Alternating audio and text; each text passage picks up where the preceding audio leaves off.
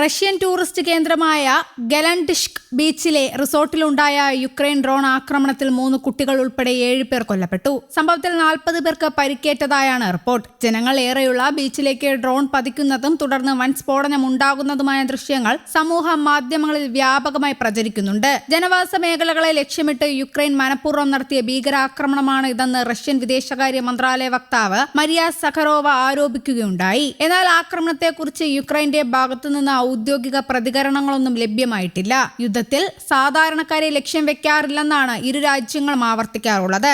ആക്രമണത്തിൽ പരിക്കേറ്റ 21 പേരെ ആശുപത്രിയിൽ പ്രവേശിപ്പിച്ചതായും ഇതിൽ 9 പേരുടെ നില അതീവ ഗുരുതരമാണെന്നും റഷ്യൻ ആരോഗ്യ മന്ത്രാലയം അറിയിച്ചു. സൈനിക താവളങ്ങളുമായി യാതൊരു ബന്ധവുമില്ലാത്ത സാധാരണക്കാർക്ക് നേരെ യുക്രൈൻ ഭരണകൂടം നടത്തിയ ആസൂത്രിത ആക്രമണമാണിതെന്ന് ക്രാസ്നോദർ റീജിയൻ ഗവർണർ വെന്യാമിൻ കോഡ്രാറ്റിയേവ് വ്യക്തമാക്കി. 2022 റഷ്യ ആരംഭിച്ച പൂർണ്ണതോതിലുള്ള അധിനിവേശത്തിന് ശേഷം ലക്ഷക്കണക്കിന് യുക്രൈൻ പൗരന്മാർക്കാണ് ജീവൻ നഷ്ടപ്പെട്ടത്. എന്നാൽ സമീപകാലത്തായി റഷ്യയിലെ എണ്ണ ശുദ്ധീകരണശാലകളും മറ്റ് തന്ത്രപ്രധാന കേന്ദ്രങ്ങളും ലക്ഷ്യമിട്ട് യുക്രൈൻ ദീർഘദൂര ആക്രമണങ്ങൾ ശക്തമാക്കിയിരിക്കുകയാണ്. ഈ ദാരുണ സംഭവം ഇരു രാജ്യങ്ങൾ തമ്മിലുള്ള സംഘർഷം കൂടുതൽ തീവ്രമാക്കിയിട്ടുണ്ട്. അതേസമയം ഇറാനും യുക്രൈനും തമ്മിലുള്ള ബന്ധം അങ്ങേയറ്റം പിരിമുറുക്കത്തിലാണ്. യുക്രൈനിയൻ ആക്രമണത്തെ ടെഹ്റാൻ തങ്ങളുടെ വാണിജ്യ താൽപര്യങ്ങൾക്കെതിരായ ആക്രമണമായാണ് കാണുന്നത്. യുക്രൈനിയൻ നയതന്ത്രജ്ഞരെ വിളിച്ചു വരുത്തി ശക്തമായ താക്കീത് നൽകിക്കൊണ്ടാണ് ഇറാൻ ആക്രമണത്തോട് പ്രതികരിച്ചത്. വാണിജ്യ കപ്പലിന് നേരെയുള്ള ആക്രമണത്തിന് പകരം ചോദിക്കാതിരിക്കാനാവില്ലെന്നും ആക്രമണം ഐക്യരാഷ്ട്രസഭ ചാർട്ടറുകളുടെ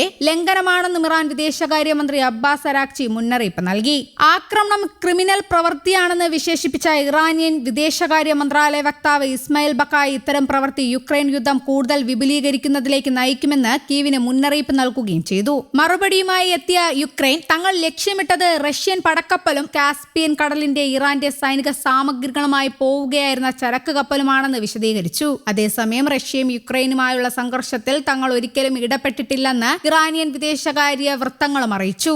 റഷ്യക്കെതിരായ ഡ്രോൺ ആക്രമണം യുക്രൈൻ ശക്തമാക്കിയതിനിടയിലാണ് ഇറാനിയൻ കപ്പലിന് നേരെ ആക്രമണം നടന്നത്. റഷ്യയുടെ തുറമുഖ അടിസ്ഥാന സൗകര്യങ്ങളെയും കാസ്പിയൻ കടലിലെ റഷ്യയുടെ കപ്പലുകളെയുമാണ് യുക്രൈൻ പ്രധാനമായും ലക്ഷ്യം വെക്കുന്നത്. റഷ്യയുടെ പശ്ചാത്തല സൗകര്യങ്ങളെയും ഇന്ധന അടിസ്ഥാന സൗകര്യങ്ങളെയും ലക്ഷ്യമിട്ടുള്ള വൻതോതിലുള്ള ഡ്രോൺ ആക്രമണങ്ങൾ ഉണ്ടാകുമെന്ന് യുക്രൈൻ പ്രസിഡന്റ് വ്ളാഡിമിർ സെലൻസ്കി നേരത്തെ വ്യക്തമാക്കിയിരുന്നു. കരിങ്കടൽ വഴിയുള്ള റഷ്യയിലെ ഏറ്റവും വലിയ എണ്ണ കയറ്റുമതി കേന്ദ്രമായ നോവോറോസിസ്കിലെ ഷെഷ്കാരിസ് ടെർമിനലിൽ യുക്രൈനിയൻ ഡ്രോൺ ആക്രമണങ്ങളെ തുടർന്ന് ടാങ്കർ ലോഡിംഗ് നിർത്തിവെച്ചു.